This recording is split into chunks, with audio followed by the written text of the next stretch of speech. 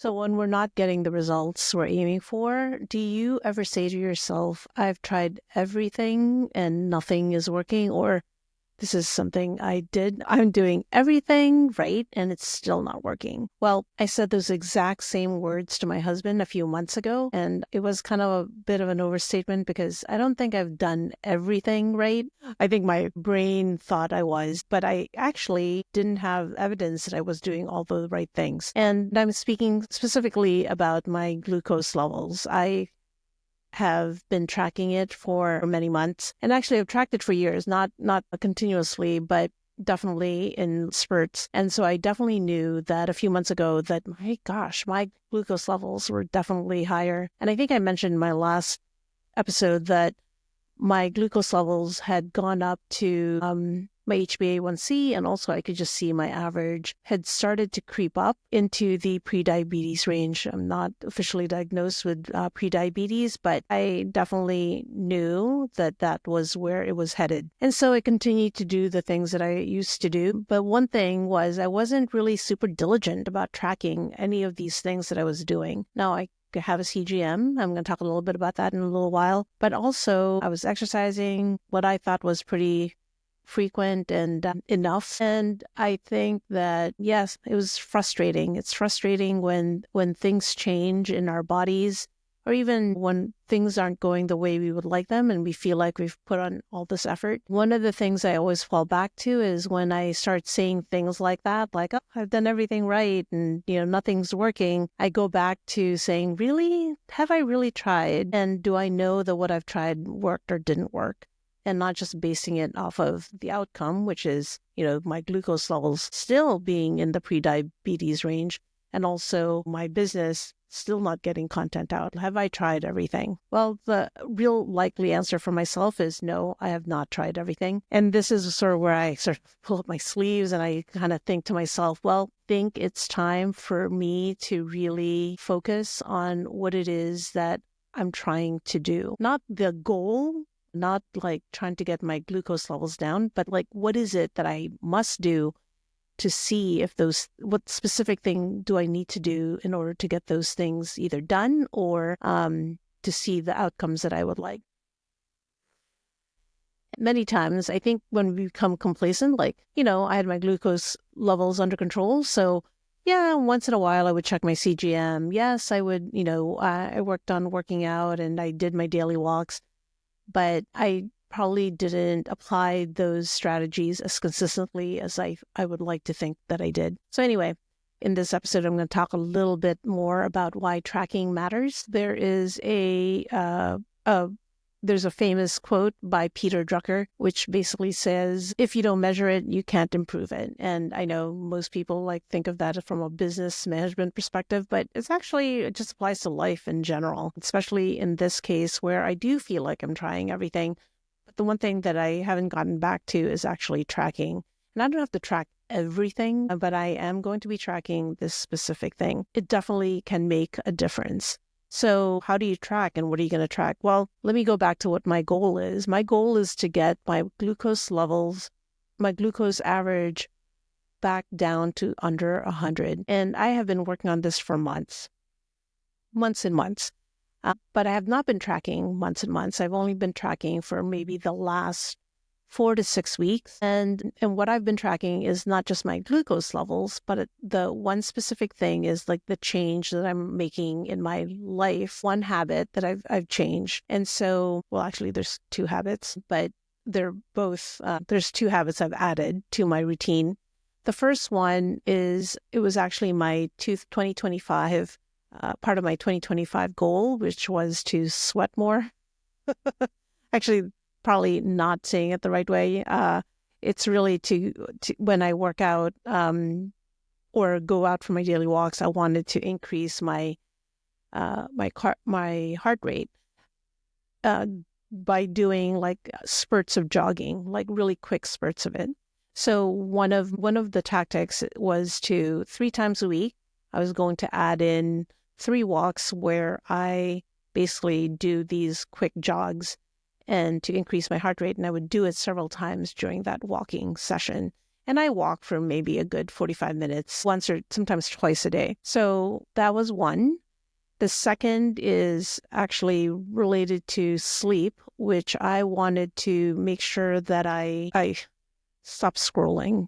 And that one, it's like a work in progress. That is definitely new to me. Not new to sleeping, but the not scrolling in bed. You would think I would have had this nailed down, and I was pretty good about it for, I don't know, a little while. And then just recently, I find myself like continuing to scroll. I've started a new habit, and it's a tiny habit, which is after I do my routine and after I like flip the covers of my bed, about to get in, I will turn on my sleep meditation app. And basically, the goal here is not to do doom scrolling, no reading, and basically no more phone use after I get into bed. Because what I was finding was I would lay there for 45 more minutes and just scroll, watch YouTube videos, and then listen to my sleep meditation, which was actually taking me longer to fall asleep. So I'm trying to just remove that doom scrolling and blue light and use of my phone during that time, which means I'll have to doom scroll another time or do all my reading beforehand. So that is the second goal. And because sleep is such a foundational, pillar for recovery, right? We are recovering while we're sleeping. So I want to protect that space as much as possible. And I know for a fact that I just have not been prioritizing, the quality of my sleep. So I'm going to be working on that. So those are like two new habits. I obviously have other habits. And you might be asking, well, aren't you going to watch what you eat? Well, I think I do keep an eye on my blood glucose, but I generally eat well. And I know you're like, well, if you're not tracking, how do you know? Well, the one thing that I am tracking is through my CGM. So I do wear a Stello biosensor, which is from Dexcom. It is meant for users that are not using insulin for diabetes. And actually, I think it's meant for people who aren't necessarily diagnosed with diabetes. Anyway, I am wearing one of those.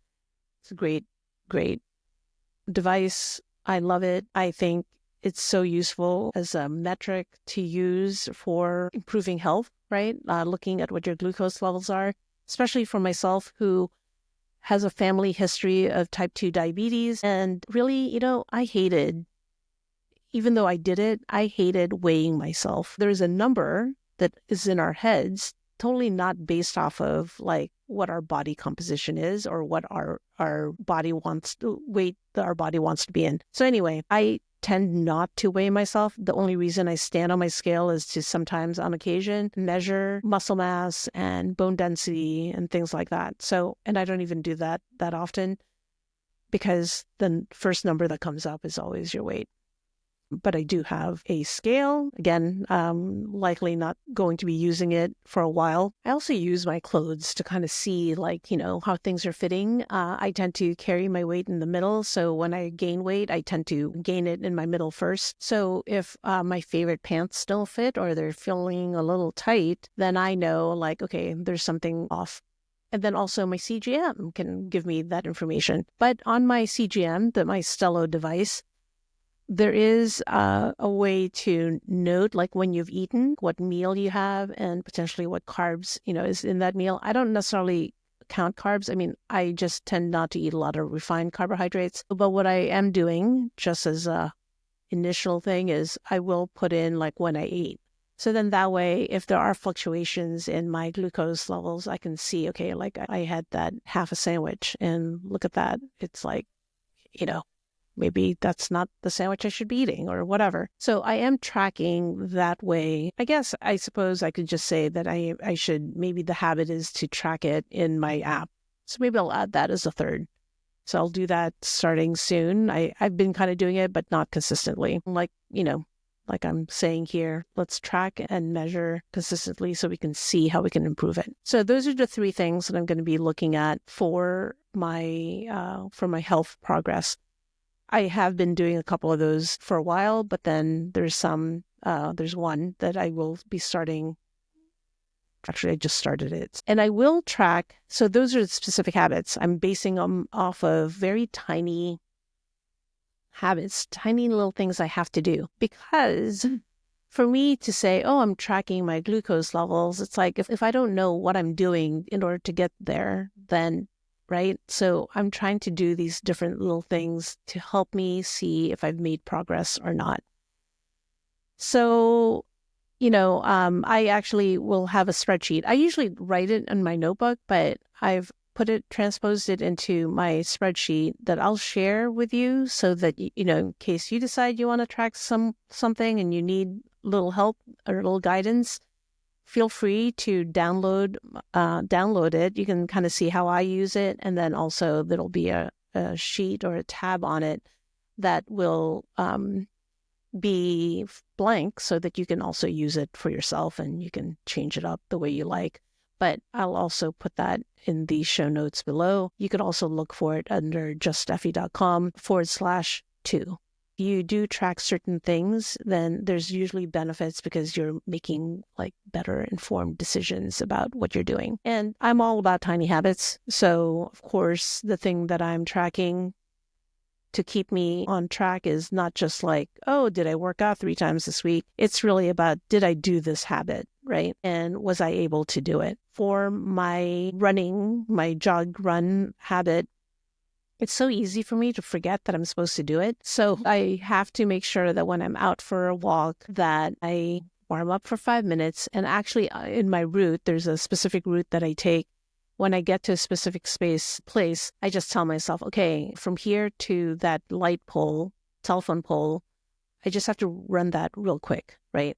And then, if I do it once, great. If I don't do it, so it's really just to kind of get that quick jog in. And then once I do it, I know that I'll go to that telephone pole. And then after that, it sort of just happens. It kind of triggers the rest of the the rest of the walk to include spurts of jogging. If I don't happen to be going into that space or the same route that I normally take, then usually I just kind of wait until I get warmed up. And then I'll just say, oh, you know what? In my head, I'll be like, after I feel like, I've sort of loosened up, then I will run for 10 seconds.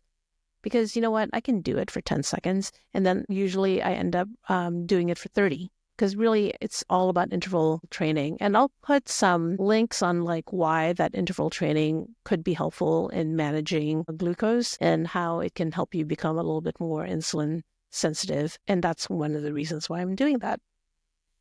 Now, back to when I think about my business or like growing my YouTube channel or creating content to get it out there, my goal is to consistently post and publish videos and or podcasts on a weekly basis. And I've had trouble with that for so many reasons. Let me tell you what those are. I don't know if any of this resonates with you, but I think the goal in itself is a little overwhelming. So, part of me is like, do I just say, no, maybe it's only 6 in the next 12 weeks, or I'm not sure. I feel like I know that I can do it. It's just a matter of getting out of my own way. The other thing is I think I tend to overthink everything, which leads into like trying to be a perfectionist, or I am a perfectionist, and I want it to sound right. I want it to feel right. And, I want to make sure that I'm saying the right things. And I don't want to say, like I just did, or say, or like, or so. And, I have all these little filler words that I tend to use. So it drives me crazy. And I think the other piece of this, why I'm having such a tough time, is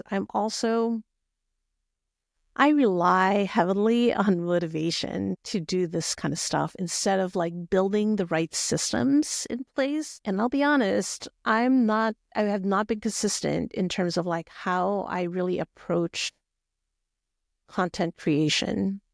And I don't know if others feel this way. I mean, make sure to leave a comment below if you've kind of have like strategies or tips that you can share. I'm willing to try anything. But one of the things, like I said, is like I am a tiny habits coach. So man, I'm going to break this down to like finally get out of my own way. And this has been going on for a long time.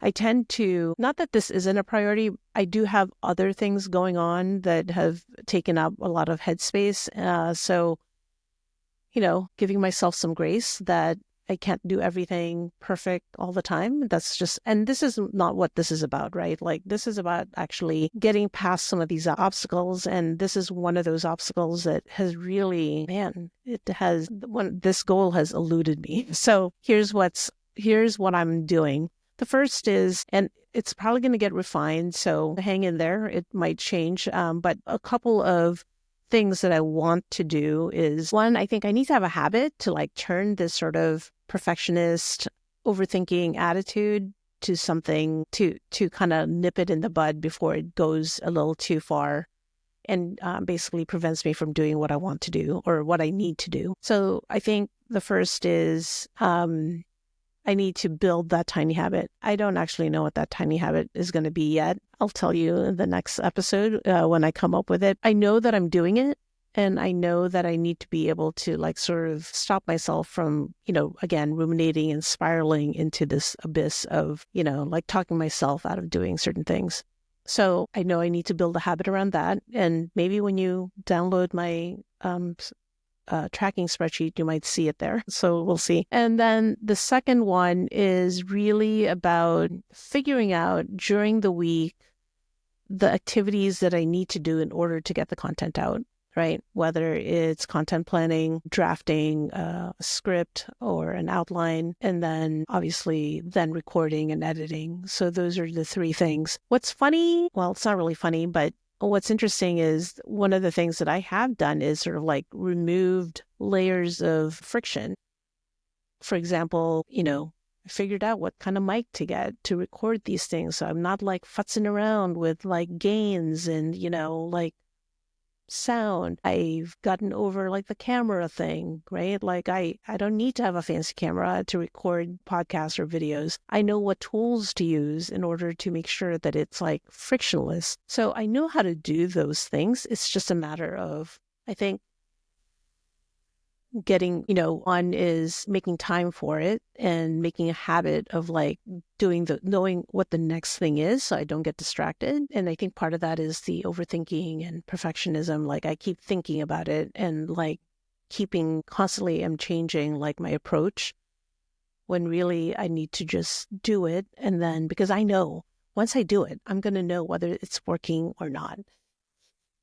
So I'm not sure why, but I'm trying to find like, where is that habit that I need to get in there to help me get past this? And that's, like I said, I don't really know exactly what those habits are going to be. I'll keep you posted when I figure them out. But I know that, small actions is like what I need to focus on because I am a tiny habits coach. This is how I help my clients figure out how to get their work done and how to achieve their goals. So I'm going to do the same for me. I'm going to coach myself. And again, for those of you out there who may have tips on like, what helped you get out of your own way, make sure to share that with me because I'd love to hear and maybe it's something that'll click for me as well. And the big thing here is, the tracking is really important because until I decide what it is that I'm going to track, which are those habits, yes, my goal is still to release a video or some sort of content every week. But if I'm not tracking like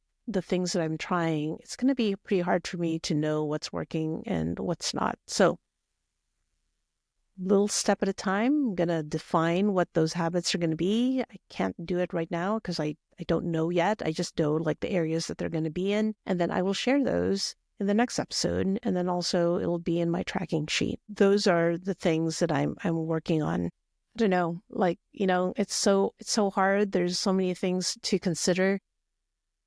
But this is life, right? Like we're juggling all these things and hoping that, we got to keep working at it. I am not giving up on my glucose. I'm not just going to say that this is just how it's going to be. It is going to be a lot of hard work, but I also want to make sure that I'm doing what I can. So I really think tracking is a great way to get started, especially if you're feeling a little bit lost in terms of, feeling like you've tried everything. Try one more thing and then be really focused and intentional and making those little tweaks based on like really informed decisions, right? Like now you can maybe have evidence that you tried it and it didn't work. So what else can you change in order to see if it will work? And I'm hoping that'll work for me in terms of like my content creation saga. And I want to be clear too, the tracking isn't about being perfect, right? It's about making small, measurable shifts that eventually I'm hoping will add up. And that I think that it will. At least you'll know whether the thing that you're trying is working or not. Like, what's the one change? Because the same thing isn't working. So what's the one change that I can do? Well, tracking is one. And then what am I going to track? So I'm hoping this will work. And yeah, and this is me in progress trying to figure it all out, just one habit at a time. And I hope this helps you keep going, get out there and keep trying. If you have any suggestions or tips or things you're interested in learning more about me, please leave a comment and, I will see if I can answer them or share. I'm really looking forward to sharing more with you in the next episode. I'll see you there.